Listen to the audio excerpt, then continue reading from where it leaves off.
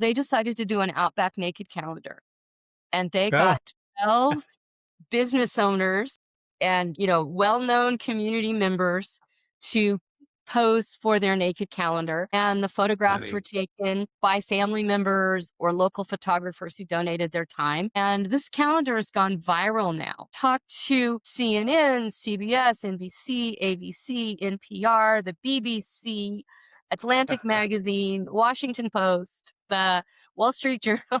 It's crazy. And they've sent calendars to like 12 countries and 49 of the 50 states and have made 10 times what their goal was to raise money for a basic service that most parts of the country don't even think about needing to raise money for snow plowing. This is the Chamber Chat Podcast, the show dedicated to chamber professionals to spark ideas and to get actionable tips and strategies to better serve your members and community.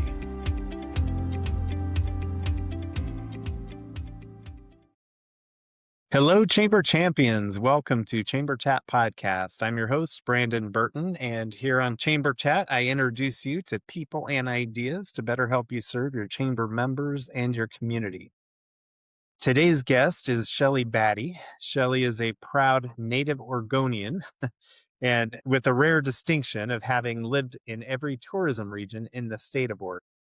She currently serves as the chamber director for the Lake County Chamber of Commerce, where she champions local business and regional tourism. Along with her husband, Shelley co-owns Tall Town Bike and Camp, a go-to hub for cyclists, skiers, hikers, and backpackers seeking to explore the breathtaking landscapes of Lake County. When she's not promoting her community or adventuring the outdoors, Shelley dedicates her time to civic service as president of the Lake County Library District Board and an active member of several organizations, including the Historic Society and Oregon CVB. Her passion for Oregon runs deep, and she's here today to share insights on rural tourism, community building, and life on one of the state's most scenic and welcoming regions. Shelley, I'm excited to have you with us today here on Chamber Chat Podcast. I'd love to give you an opportunity to say hello to all the chamber champions who are out there listening and to share something interesting about yourself so we can all get to know you a little better. Okay. Well, we're in the middle of Lake County, which is known as Oregon's Outback, sort of a play on words because the same way of Australia's Outback is this vast space with very few people. We are the same. Lake County is 8,000 square miles and 8,000 people. So we're not even considered rural. We are truly frontier. Wow. That is, I'm trying to wrap my head around that. Essentially, what, 1,000 acres per person? It's how that No, a square acre mile per person. or square mile. Yeah, wow, even more. Right. So it's Wow. like rural is 25 miles from any big population center. And by comparison, we are 4 hours from the nearest airport, 4 hours from the nearest freeway, 4 hours from the nearest big box store. We have a Safeway that's about the size of a good sized bodega. And other than that, nothing with a corporate logo on it. Wow, that's amazing. That was going to be my next question is, well, have you tell us about the Lake County Chamber, size, staff, scope of work, budget, to kind of give us perspective, but often with that comes with a little bit of description about the community that you serve as well. Well, the Lake County Chamber is really unique because I serve chamber director for a community of 8,000 people that is the same size as the entire state of New Jersey. Yeah. So I have chamber members that are 127 miles away from my office one way. I have Crazy. one part-time administrative assistant so that there's someone to answer the phone while I'm driving 127 miles one way. And our budget is about $150,000 plus whatever grant funding I'm able to bring in. And we have 100 members and unlimited recreational opportunities. So it's like, which hat am I wearing which minute? And we Yeah. in a really beautiful 123-year-old building in the heart of downtown Lakeview, which is the only town in the state of Oregon. Everything else incorporated as a city. Oh, that is very unique. It is very That's unique. amazing. And Tall Town is kind of the background of everything because we are right at 5,000 feet above sea level, which makes us the highest elevation community in Oregon. Hence Tall Okay. Town. Yeah, that's very interesting. Very cool. Well, that leads in well to what our topic is today. It set the stage very well. So today we're going to be talking about balancing your ability and the way that your approach, I guess, to balancing the local issues, but also driving tourism development. So we'll dive into that as soon as we get back from this quick break. Hi, I'm Joe, And I'm Rose. and we're the founders of At My Community, a mobile app that can be customized to meet the unique needs of your Chamber of Commerce. When we started At My Community, we envisioned a tool that would help communities thrive by simplifying communication and enhancing engagement. Chambers of Commerce face unique challenges, and we're here to help you tackle them. At My Community helps the Evergreen Area Chamber of Commerce to create an app that keeps tourists informed even when their office is closed. They provide 24/7 access to local business information, which helps support the local economy and community engagement. In Rocky Mountain House, we helped the Rocky Chamber create an app with dynamic itineraries and digital resources for tourists, increasing local business engagement. The app has become an essential tool for the community, promoting events and boosting visibility for local merchants. Today, we empower more than 200 chambers of commerce, campgrounds, and RV resorts to streamline communication, informing members about events, sharing business updates, and providing a digital hub for the community, all in one convenient app. When you partner with At My Community, our team works closely with you to create an app that meets your chamber's unique needs. As your community grows, our app evolves with you. We are here to ensure you engage effectively with your members and streamline your operations. Schedule a demo today at atmycommunity.com. We can't wait to meet you. Are you ready to take your organization's funding to the next level? Hi, I'm Clint Neesmith, CEO of Resource Development Group. As a Chamber of Commerce or Economic Development Organization leader, I know you understand the value of working with experts who understand your world. And that's exactly what RDG does best. For over 30 years, RDG has specialized in fundraising for EDOs and chambers. We bring cutting-edge strategies tailored to your organization, whether you're just starting out or gearing up for yet another new funding cycle. Importantly, our firm executives are hands-on from start to finish, from the feasibility study to the successful conclusion of your fundraising campaign, and our team brings deep industry roots and national expertise to every engagement. No matter the size of your community, RDG delivers data-driven, innovative revenue solutions, reinforcing ROI to investors and making sure your vision becomes reality. At RDG, we proudly build organizations that build communities. Visit us today at rdgfundraising.com and let us partner with you, building a stronger future for your organization and the community you are working to grow and develop. All right, Shelley, we're back. So as I mentioned before the break, today we're talking about, for you specifically, as a frontier community, how you go about balancing the local issues, especially when you got so much area to cover, while also driving the tourism development. So I don't know what part you want to start with to dive into, but Well, let it's you always sort of a dictate that. mishmash of doing everything all at once. Working with local businesses, we're at a real advocacy chamber. So I have most of our state and even some of our national congressmen and representatives on speed dial and making sure that they don't forget that the frontier needs for small businesses are really unique. You talk about specialty retail as an example.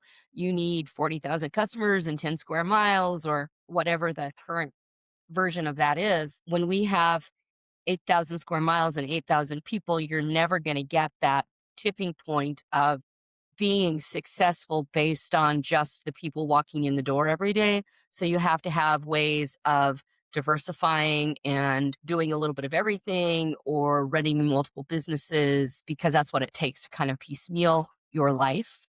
And so the tourism as an economic driver to keep small businesses in business and to keep reminding people that, yes, we really are out here. And yes, we really do need assistance for being able to continue this Western lifestyle that doesn't exist almost anywhere else in the world. Yeah. So I feel like you frame that very well. What are some of those definitely uniqueness for these business owners? But as you advocate, what are some of those special considerations and needs that on a state level and as far as advocacy goes that you're trying to fight for, that you're trying to draw attention to stand up for those businesses in your community? Well, a lot of that is right now very, very tourism focused and getting that tourism dollar into the region and then advocating for, healthcare and keeping our hospital open and how do we make that happen? Advocating for seniors because like most frontier communities, the population is aging out. Our kids are our biggest export so that they go away to college and then suddenly get a job opportunity that keeps them from coming back home. And so there's nobody left at home. Yeah. And then there are our tourism economic structure and kind of an education piece of, yes, we know we need those tourism dollars, but we like being small, we like being insular, we like knowing everyone that we see on the street. So do we really want those people or just their money? And how do we make that happen? Yeah. My way of dealing with that is that because we've got so much space and we have such incredible recreational resources and natural beauty, working on telling people, we can get a lot of tourists in 8,000 square miles and still not feel crowded, and making sure Right. that room and have great tourism partners with Travel Oregon and Travel Southern Oregon, our regional destination marketing organization. In 2020, we were awarded the Oregon Outback International Dark Skies Sanctuary Destination, which is 2.5 million acres of what is documentably the darkest skies on the planet. It's Wow. really find Lakeview. If you look at a night sky map of the state of Oregon, find the biggest black spot, and we're in the middle of that. Like, that's great. Yeah. So one of my questions is going to be part of that struggle of you need to drive the tourism to bring in the dollars to support these businesses. But do the people there, the residents, do they want that? Do they want to keep it rural? Do they want, or not even rural? Do they want to keep it frontier? Do they resist, you know, the growth and the business come because they want to keep it small and very much, the way it's been since God created it? What kind of feedback do you get? Well, I am sort of the change agent, I guess you would say. Okay. I interviewed for this job in 2013. I was talking about adventure tourism and tourism as an economic driver for frontier communities. And one of the board members who was interviewing me said, "And what if we don't want those people here?" Wow. And they didn't hire me. And Yeah. so then in 2023, I am their choice.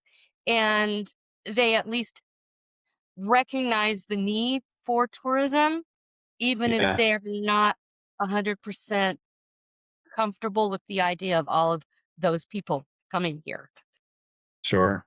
But then the other side of that is, as long as you don't look at the Facebook page, these are the most friendly, welcoming, hospitable, give you the shirt off your back possible. It's so funny that, ranchers that are not at all sure that they want tourists buy inner tubes and keep a bike pump in the barn in case there is a bicycle tourist that wanders onto their property having problems. And because we don't have cell coverage other than right in the town limits, um, if you have trouble alongside the road, unlike anywhere else in the country, people are going to stop and offer assistance and bail you Yeah. out or drive you to town or whatever. So it's a very special place. And they may or may not tell you they want tourists, but they are so welcoming when we do get them that it is Yeah. a magnificent spot in the world. Yeah. So you had mentioned the ranchers. I know you've got your business, it's adventure tourism. What are some other examples of different industries that you guys have there in your community that keep things going, but also that might help draw tourism? Well, as like a dichotomy of what you would expect, Lake County, in addition to being a ranching hub, and we have some of the best alfalfa in the world. If you eat Kobe beef or something like that, chances are the feed that those animals were fed came from Lake County. Most of Okay. our alfalfa gets shipped overseas. It's amazing. But we also are the greenest county in the state of Oregon. We are carbon neutral.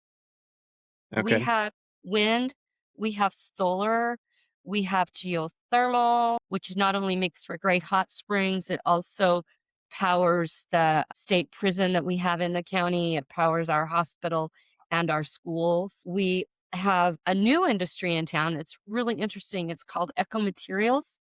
And they took samples of the cement from the Colosseum and reverse engineered it and have created a additive to your basic Portland cement that's 30% lighter and 80% stronger and 90% less carbon usage to create it. And Wow. so we have a plant here in town that is making that additive through Eco Materials. And they use perlite, which is those little white bubbles that you see in like potting soil. And we have a perlite mine on the outskirts of town. So the Eco Materials is right up against the property line for the perlite mine. And they simply take perlite over the fence into their procedure. So Wow. very Wow. kind of, I learned something new today. I thought perlite I didn't realize it's mined like that. So yes. that's, yeah, that's interesting. So on the tourism side Mhm. and bringing in and drawing the tourism, obviously there's the adventure, there's the Outback, right? um, how are you guys drawing the tourism? What's the focus? What's the draw? How are you attracting the tourism? Well, having the largest dark sky sanctuary in the world draws a lot of tourists. We also have a number of very large alkaline lakes. So we are one of the primary stopovers for birds on the Western Flyway migrating. Okay. Get a lot of bird watching tourists. Fort Rock and a number of other cave systems here in Lake County are the location of the oldest documented evidence of modern man dating back 18,000 years. So Wow. that's really interesting. We are also really interesting in that we have Indian tribes all the way around Lake County, but no Indian tribal presence in the county because we were the summer powwow grounds where the different tribes from all around us would come to exchange prisoners and trade and negotiate their contracts. So Okay. everywhere you go in the county, you can find evidence not of one tribe or another, but of all the different tribes from the area. We have a lot of mastodon tusks being dug out of farmers' fields and those sorts of things. We have Yeah. the starting point of the Oregon Timber Trail, which is a 760-mile mountain bike path from the California border to the Washington border. And while it's not super well known nationally, in the last 7 years, we've had people from 32 countries come specifically to Lakeview, specifically to ride the trail. We are Wow. the NIDS Point resupply for the Oregon Desert Trail, which is a 730-mile hiking trail that is advertised as the hiking trail for people who think the PCT is for wimps. Be prepared. It's awesome. Tons of petroglyphs. We also have 5 world-class launch sites for hang gliders and paragliders. So it's Wow. more launch sites in a contained area than anywhere else in North America. And all 5 sites have their face different directions. So regardless of which direction the wind is The blowing, wind's there's going, yeah. somewhere in the county you can launch. Wow. That's I can fascinating. just keep going. Yeah, yeah. So the tidbit about the Indian tribes and coming with their powwows, it just shows the long history of chambers of commerce there in Lake County, right? This chamber was founded in 1932. Okay. Yeah. So it's whether formal or informal, commerce has been going on there for a long time. Forever. Yeah. Very cool. So, I mean, you rattled off a long list of very attractive things there in Lake County, as should be with part of your job. So, how do you go about promoting those? I mean, obviously, you're on a podcast today talking about them, but I assume social media has an impact. The social media has an impact. Oregon is really lucky in we have a unique tourism eco structure, I guess. In 2003, the state instituted a 1.5% motel tax for nights stayed. And that money goes to the tourism bureau that's called Travel Oregon. Travel Oregon takes a portion of those funds and provides 7 regional tourism development centers, which ours is Travel Southern Oregon. And so a lot of tourism marketing and how we get the word out travels from Travel Oregon through Travel Southern Oregon.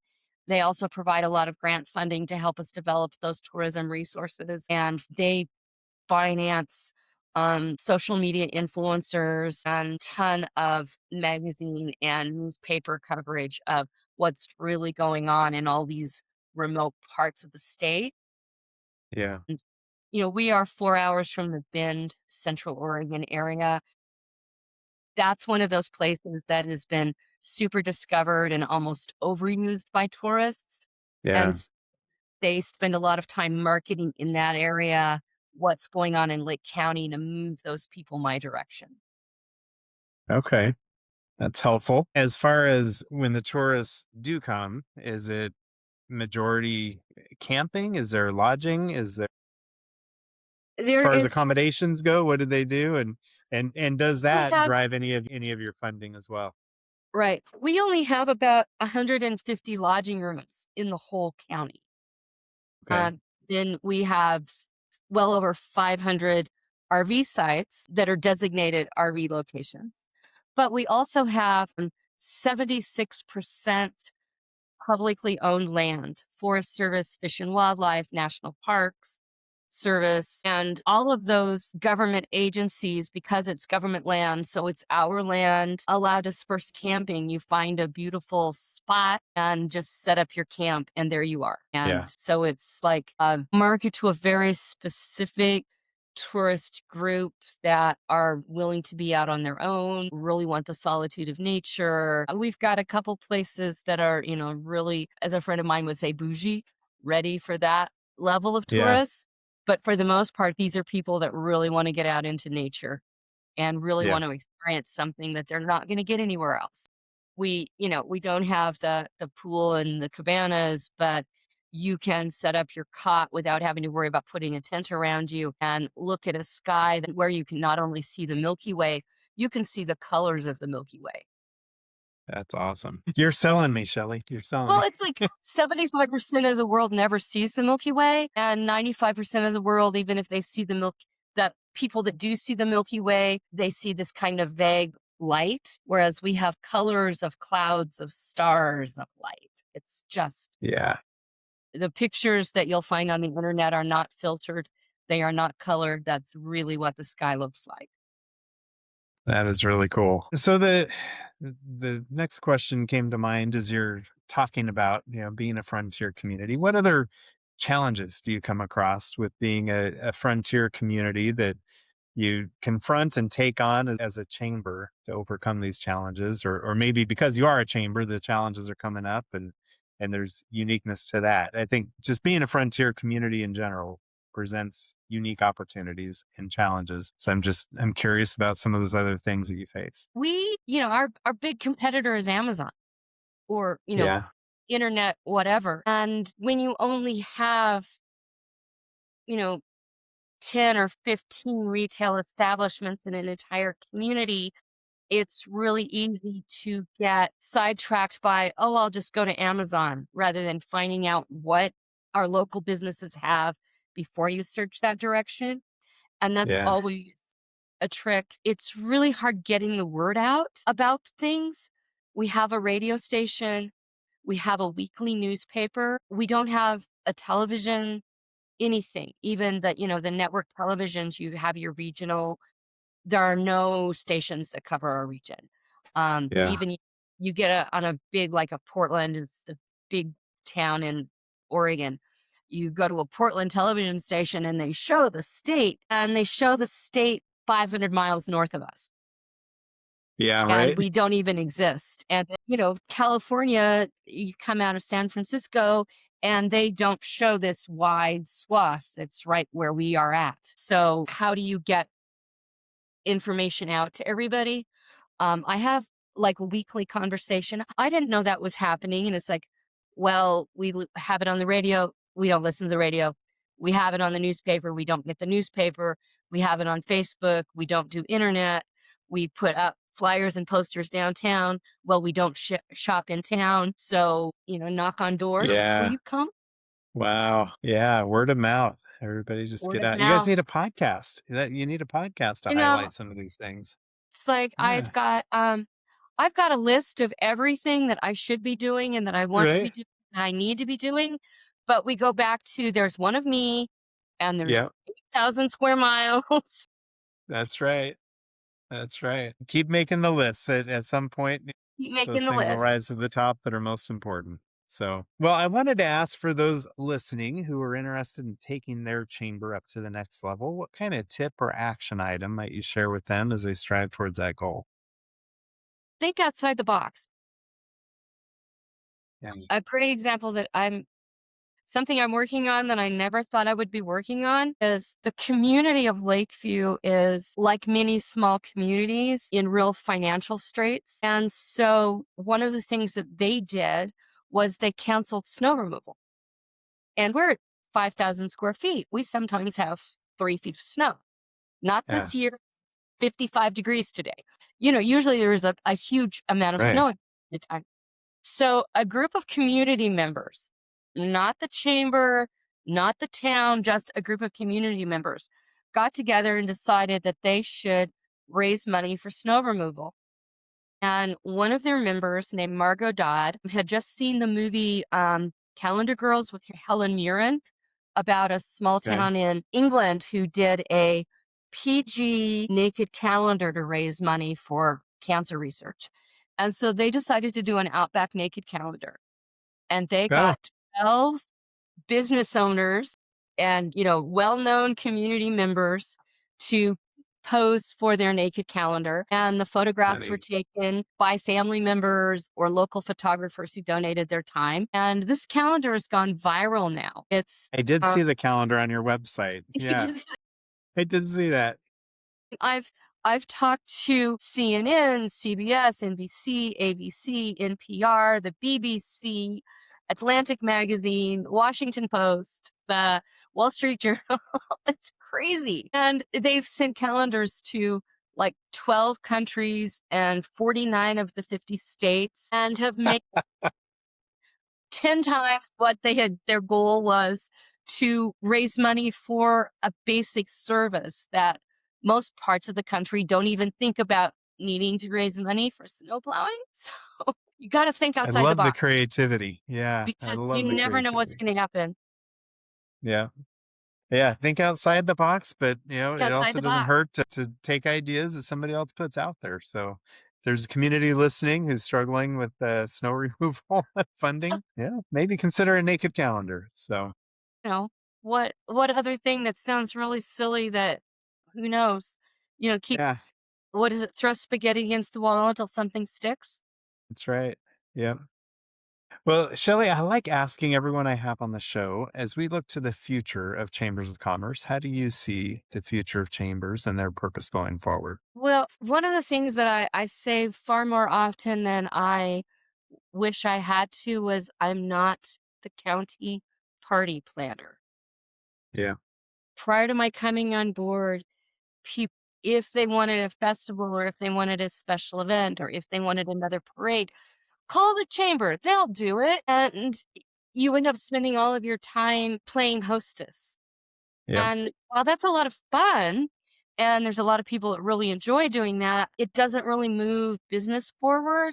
The chambers nationally that are really growing and are those that are relevant, that are doing political advocacy and really working for a cause and talking to chamber members about it's not what the chamber can do for you or your specific business, it's what you as a part of the chamber can do for the community. And Yeah. that the community is strong and healthy, then you have people there to support your business and to support what you're doing. But don't go backwards and say, everything that I do is getting bodies into businesses. Everything I do is building up the community so there are bodies to go into those businesses. Right. Yeah. I think that's good perspective and view as well. Shelley, I wanted to give you an opportunity to share any contact information for listeners who may want to reach out and connect and maybe learn more about, working in a frontier community and some of the solutions you've had to come up with your creative out of the box thinking. What would be the best way for them to reach out and connect with you? The best way is always through the website. It's really easy. It's allaboutlakecounty.com. The contact information goes directly to my email. I think I even have my cell phone number on the website, but it's allaboutlakecounty.com. And when you visit that, you can pick up a naked calendar. So Pick up a naked calendar and find that's out right. about dark skies and hang gliding and mountain biking and all of the other great things that we have going on in Lake County. Right. Well, Shelley, this has been great having you on the podcast. I've learned some new things today and some of those unique things that you face there as a frontier community. And I appreciate you taking the time to be with us and shedding some light, even though you got the darkest skies in the country. Thanks for shedding some light on this today. And appreciate you being with us.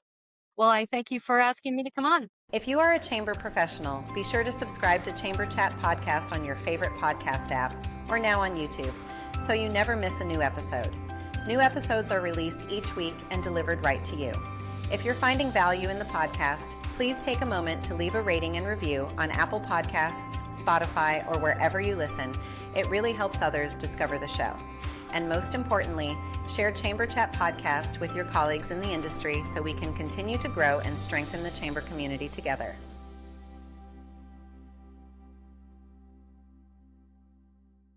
This episode is brought to you by Riverside. If you've ever thought about starting a podcast for your chamber or your business, one of the biggest challenges is recording high-quality audio and video, especially when you and your guest aren't in the same room. Riverside is the platform I use to record every episode of the show. It gives you studio-quality audio and video right from your browser, automatically backs up your files, and even creates clips you can use on social media. It's designed to make podcasting simple and professional without the headaches. If you're ready to launch your podcast or upgrade your recordings, head over to chamberchatpodcast.com/riverside to get started today. Again, that's chamberchatpodcast.com/riverside, the same tool I trust to bring you these conversations every week.